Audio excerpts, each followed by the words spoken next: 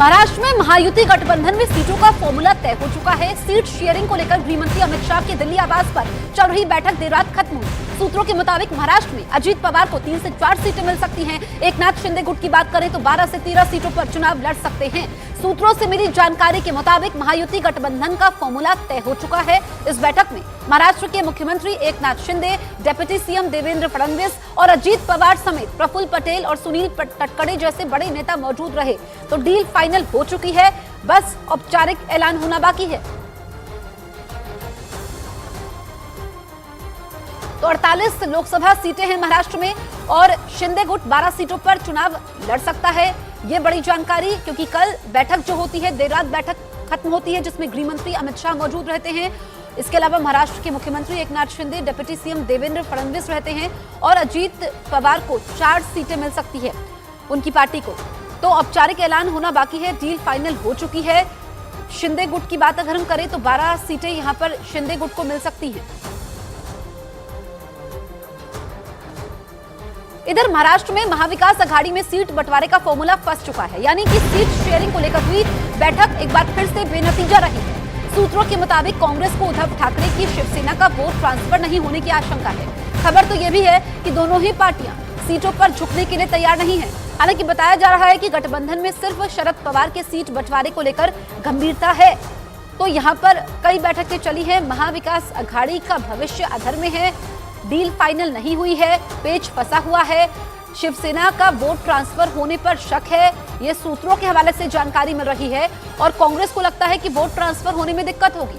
48 लोकसभा सीटें कांग्रेस की अपनी डिमांड है। उधर बात करें कि शरद गुट की अपनी डिमांड है, इसके अलावा उद्धव की शिवसेना वो भी ज्यादा सीटें मांग रही है, जो अभी तक सूत्रों के हवाले से जानकारी मिली है। इसी वजह से पेच फंसा हुआ है। तो कांग्रेस ने लोकसभा चुनाव 2024 के लिए 39 उम्मीदवारों की पहली लिस्ट जारी कर दी है। राहुल गांधी वायनाड से फिर चुनाव लड़ेंगे। भूपेश बघेल राजनांदगांव से, शशि थरूर तिरुवनंतपुरम से चुनाव लड़ेंगे।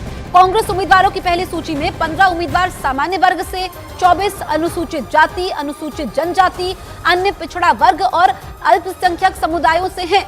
अगर हम तुलना करें बीजेपी की पहली लिस्ट से तो काफी कम उम्मीदवार कांग्रेस ने उतारे हैं, लेकिन जो बड़े नाम हैं उसमें पहला नाम राहुल गांधी का आता है, जो वायनाड से ही चुनावी मैदान में उतरेंगे। इसके अलावा दूसरा बड़ा नाम है भूपेश बघेल का। छत्तीसगढ़ के पूर्व मुख्यमंत्री भूपेश बघेल भी चुनावी मैदान में है। राजनांदगांव से उनको प्रत्याशी बनाया गया है। राहुल गांधी वायनाड से फिर से लड़ेंगे, ये पहले से ही खबर थी और अब इस खबर पर मोहर लग चुकी है कांग्रेस की पहली लिस्ट आने के साथ ही। तो कांग्रेस नेता पवन खेड़ा ने कांग्रेस की पहली लिस्ट को चुनाव में जीत की गारंटी बताया। तो वहीं बीजेपी नेता रविशंकर प्रसाद ने राहुल गांधी के वायनाड से चुनाव लड़ने पर हमला बोला। अमेठी का क्या हुआ? हिम्मत नहीं हुई क्या? आ जाते मैदान में। इतना दावा करते हैं कि पूरी हवा हमारे पक्ष में चल रही है, तो अमेठी से क्यों नहीं? फिर पूछूंगा, हिम्मत नहीं है। क्यों गए वायनाड? वहां बड़ी संख्या में अल्पसंख्यक है, इसलिए गए। और ये बात करते हैं देश को जोड़ने की। इनकी पूरी राजनीति अब अल्पसंख्यकवाद पे है, वो अमेठी में लड़ने की हिम्मत कैसे करें? इस तरह से आश्वस्त हैं। जिस तरह के नाम आप देख रहे हैं इस लिस्ट में, वरिष्ठ नेता हमारे के.सी. वेणुगोपाल जी और ऐसे भूतपूर्व मुख्यमंत्री भूपेश बघेल जी आदि ऐसे नाम हैं, इससे ये मालूम पड़ता है कि कांग्रेस पार्टी ये चुनाव सिर्फ और सिर्फ जीतने के लिए लड़ रही है।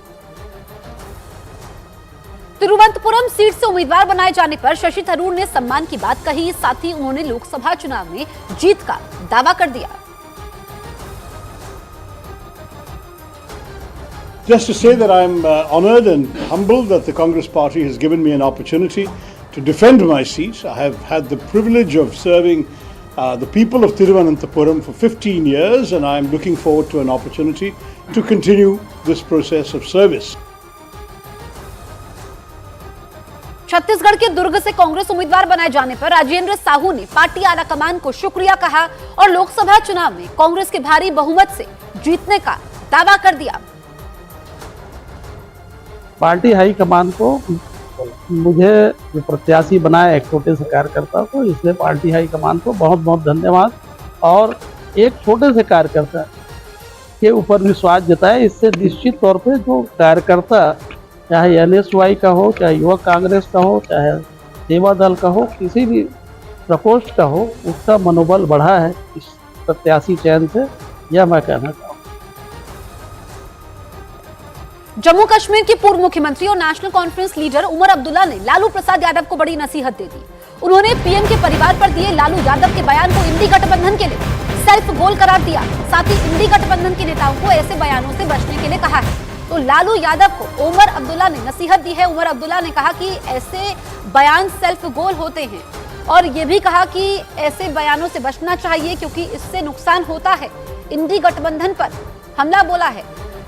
उमर अब्दुल्ला का बयान ऐसे वक्त पर आया है जब गुपकार गठबंधन जम्मू कश्मीर में टूट चुका है।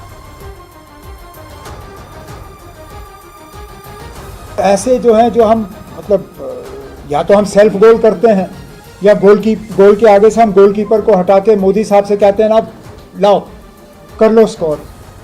अब परिवार पे हमने खुल्लम खुल्ला उनको गोल दे दिया और उन्होंने मौके का इस्तेमाल किया और बड़े तरीके से किया। कहा कि मोदी उनका है जिनका कोई नहीं, और हमारे पास इसका जवाब ही नहीं है। तो मैं तो अपने वो मुझसे हालांकि सियासी तौर और उम्र के लिहाज से बहुत सीनियर हैं, लेकिन मुझे थोड़ा बहुत जो तजुर्बा है वो यही है कि हमें इस तरह की सियासत जो है वो छोड़ के हमें लोगों के मुद्दों की सियासत करनी चाहिए। ये चौकीदार, ये अदानी अंबानी, ये राफेल, ये परिवार, ये चलता नहीं है। गिरिराज सिंह ने लालू यादव को नसीहत देने पर उमर अब्दुल्ला को शुक्रिया कहा। साथ ही उन्होंने कहा कि शायद उमर अब्दुल्ला ही लालू यादव को पाठ पढ़ा सकते हैं। उमर अब्दुल्ला जी को मैं धन्यवाद देता हूं कि लालू जी को सिखा दे कि क्या बात बोलनी चाहिए, क्या बात नहीं बोलनी चाहिए। लेकिन प्रधानमंत्री नरेंद्र मोदी पर प्रहार और गालियां, माँ को गाली, पिताजी को गाली, खुद उनको गालियां, इतनी गालियां दी है लोगों ने जितनी गालियां देते हैं, चाहे लालू जी गाली दें चाहे कांग्रेस गाली दे, जनता उतना ही अधिक प्यार दे करके फिर 400 के पार लाएगी। बीते शुक्रवार का दिन जम्मू कश्मीर की सियासत में बड़ा भूचाल लेकर आया। सीट बंटवारे के विवाद को लेकर गुपकार गठबंधन टूट गया, जिसके बाद उमर अब्दुल्ला और महबूबा मुफ्ती ने एक दूसरे पर जमकर हमला बोला।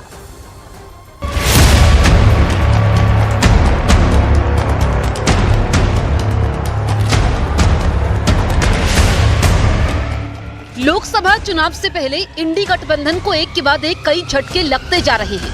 कहीं सीट शेयरिंग पर सहमति नहीं बन पा रही, तो कहीं कांग्रेस के नेता पाला बदल रहे हैं। अब जम्मू कश्मीर में भी इंडी गठबंधन को झटका लगा है।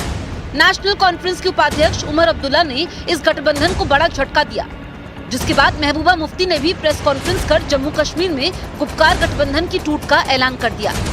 एक तरफ उमर अब्दुल्ला ने ऐलान कर दिया कि उनकी पार्टी लोकसभा चुनाव में अकेले लड़ेगी। उन्होंने ये भी कहा कि अगर मुझे पहले पता होता कि पिछले चुनाव में नंबर 3 रही पार्टी के लिए मुझे अपनी ही पार्टी को कमजोर करना है, तो मैं कभी इस अलायंस का हिस्सा बनने की बात नहीं करता। मैंने तब भी कांग्रेस को इस बातचीत के दौरान उनसे कहा है कि देखिए ना, 6 सीटों में ज्यादा गुंजाइश है नहीं, लेकिन हम असेंबली में एक साथ काम करने के लिए दरवाजा खुला रखने के लिए तैयार हैं, लेकिन बशर्त ये कि हम देखें कि इस आने वाले पार्लियामेंट इलेक्शन में उनका रवैया कैसा रहेगा। इतना ही ना। पीडीपी को हमने आउट नहीं किया, हालात ने पीडीपी को जो है इस इलेक्शन से आउट रखा। वहीं दूसरी ओर महबूबा मुफ्ती ने भी नेशनल कॉन्फ्रेंस पर जवाबी हमला करते हुए कहा कि जो नुकसान बीजेपी नहीं कर पाई वो नेशनल कॉन्फ्रेंस ने कर दिया। हम मिलके बड़े अपोनेंट का मुकाबला करते हैं, आज हमें एक दूसरे के आमने सामने लाके खड़ा किया है। तो इसमें मैं यही कहना चाहूँगी कि पीडीपी में भी down but we are not out. आपको पता है कि हमने यहाँ नेशनल कॉन्फ्रेंस के पास भी एक वक्त में 60-65 सीटें होती थी, मगर लोगों ने फैसला किया नहीं, अब 65 सीटें नहीं देनी है, 16 देनी है। इसी तरह लोगों ने हमें एक बार 3 पार्लियामेंट सीटें दी, उसके बाद फैसला किया नहीं, अब एक भी नहीं देंगे। आपको बता दें कि पिछले 2019 के लोकसभा चुनाव में बीजेपी ने जम्मू कश्मीर की 3 सीटों पर जीत दर्ज की थी। उसे 86% से अधिक वोट हासिल हुए थे, जबकि नेशनल कॉन्फ्रेंस के खाते में सिर्फ 3 सीटें आई थी। हालांकि कांग्रेस को 28% वोट जरूर मिले थे, लेकिन कोई भी सीट हासिल करने में कामयाब नहीं हो पाई थी। इसके अलावा पीडीपी को भी पिछले लोकसभा चुनाव में एक भी सीट हासिल नहीं हुई थी, जिसके बाद साल 2024 के लोकसभा चुनाव से पहले सीट बंटवारे को लेकर खड़े हुए विवाद के बाद गठबंधन खत्म हो गया।